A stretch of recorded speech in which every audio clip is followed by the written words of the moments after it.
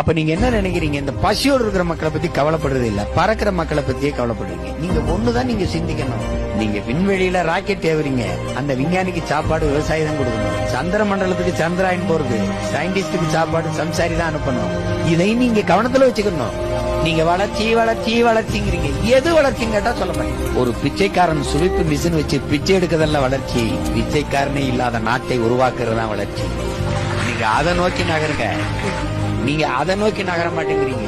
நீங்க நகர்ப்புற வளர்ச்சியவே சிந்திக்கிறீங்க. Smart city, எங்க ஸ்மார்ட் வில்லேஜ் இருக்கு? உங்களுக்கு வளர்ச்சிங்கிறதே நகர்ப்புற வளர்ச்சி தான். அதை நோக்கி தான் உங்க கட்டமைப்பு இருக்கு.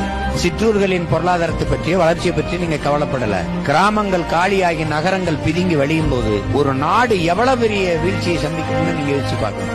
நகரங்கள் இருக்கிற மக்களுக்கு அத்தியாவசிய உணவுப் பொருள் எங்க இருந்து வரணும்? கிராமங்கள் காலி ஆயிடுச்சுன்னா எங்க இருந்து வரும்? எவ்வளவு பெரிய நெருக்கடியே அதை பத்தி இந்த தலைமைகள் சிந்திக்க மாட்டேது. புவி வெப்பமாகுது, அதுக்கு ஒரே வழி மரம் வளர்த்தல் தான். அப்ப கிளீன் இந்தியா இருக்கிற நாட்டுல ஏன் கிரீன் இந்தியா வர மாட்டேங்குது? இப்ப நீங்க எதை நோக்கி நகரணும்னு இருக்குல்ல.